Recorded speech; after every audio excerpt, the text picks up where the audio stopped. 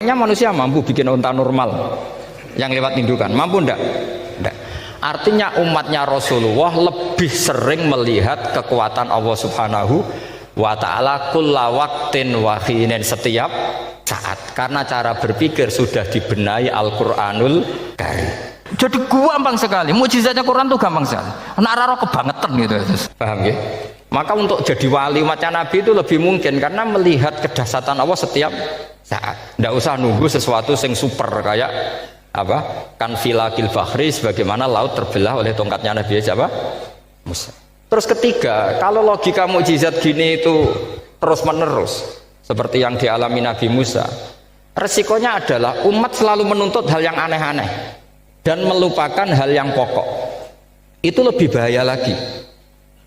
Misalnya begini contoh gampang, kita ini hidup di bumi setelah sampean belajar ilmu falak atau astronomi atau belajar geologi, planet yang sebesar ini apa, semuanya itu sudah maha dahsyat.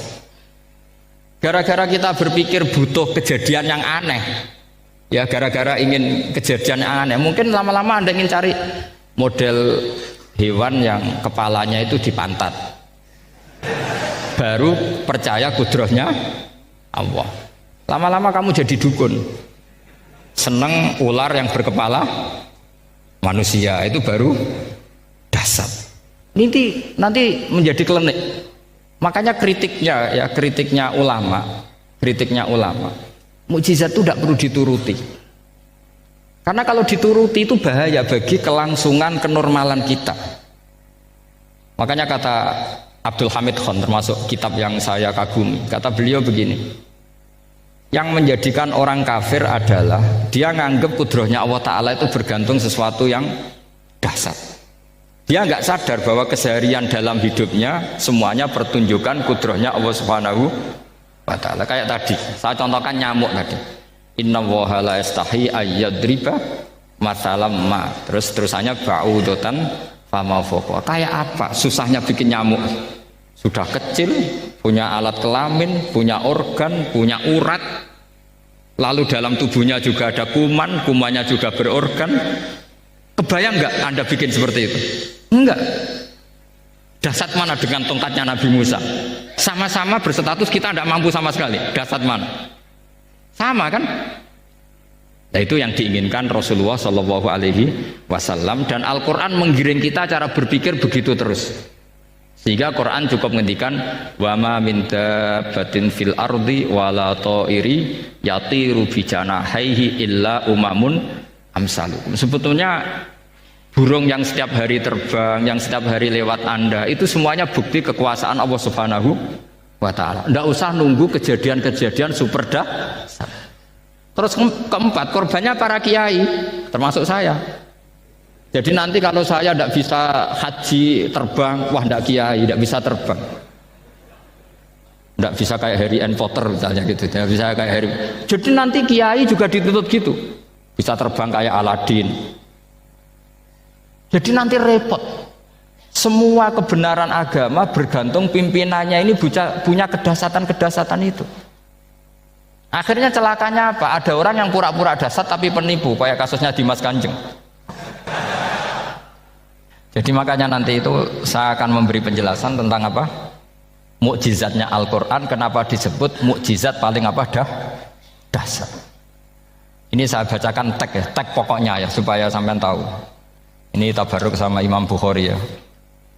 Redaksi yang diriwayatkan Imam Bukhari, qala Nabi sallallahu alaihi wasallam, ini ikut kitab Fadhailil Quran. Ma minal anbiya'i nabiyyun illa u'tiya minal ayat ma misluhu amana alaihil bashar wa inna ma kana alladhi utituhu wahyan awhahu wa ilayya fa arju an akuna aktsarahum tabi'an yaumal qiyamah. Jadi semua nabi punya mukjizat, yang lewat mukjizat itu orang dipaksa iman karena dahsyat tadi. Saking dahsyatnya terus cocok tidak cocok itu percaya.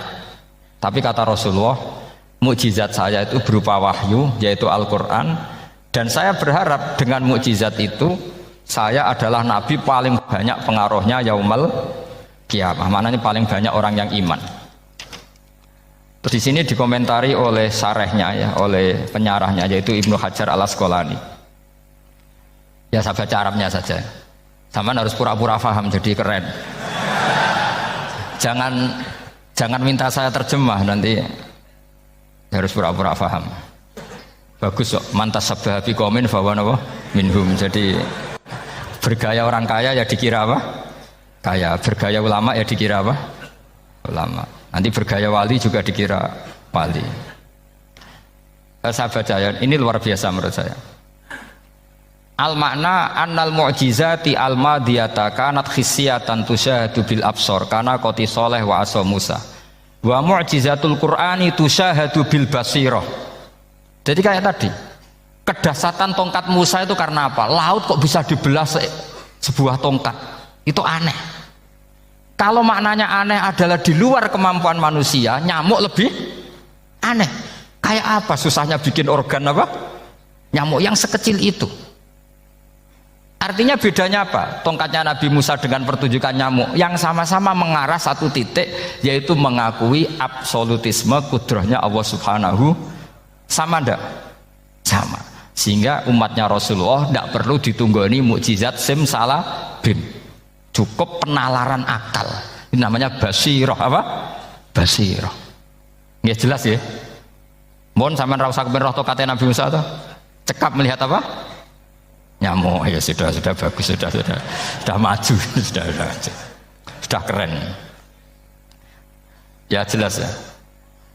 Li'annal ladzi yusyahadu bi ainir ra'si yang qaridu binqiradi musyahidihi walladzi yusyahadu bi ainil aqli baqin yusyahiduhu kullu man jaa ba'dal awwali mustamirron. Sesuatu yang dipertontonkan lewat sesuatu yang fisik kayak tongkat Nabi Musa, itu yang percaya langsung tentu yang melihat. Setelah itu ada yang percaya, ada yang enggak. Bisa saja itu hoax, bisa saja macam-macam. Tentu yang nggak percaya tentu salah ya, kita sepakat. Tapi tetap saja yang nggak menyaksikan itu bisa saja nggak percaya, paham ya? Tapi logika kedahsyatan nyamuk, siapapun yang punya nalar percaya. Artinya giringan Al-Quran untuk melihat mukjizat itu kedahsyatan Allah bikin nyamuk itu abadi ila yaumil kiamah. Dan siapapun yang waras akan ikrar dan tetap menyaksikan, karena insya Allah ada nyamuk terus ila yaumil kiamah. Itu kan teman tidur kita, paham? Makanya kamu kompromi dengan nyamuk. Sekali-kali jangan dicaplek. Ini ayatnya Allah. Ya bila perlu dicium, dielus-elus gitu. Karena saya yakin yang hadir di sini andekan melihat tongkatnya Nabi Musa kira-kira dilus-elus enggak? Kira-kira? Andekan loh, kamu punya kesempatan melihat tongkatnya Nabi Musa, gimana? Dilus-elus, dikai mori. Jika kembang 7 taman ya gitu. Tapi kenapa nyamuk tidak kamu begitukan?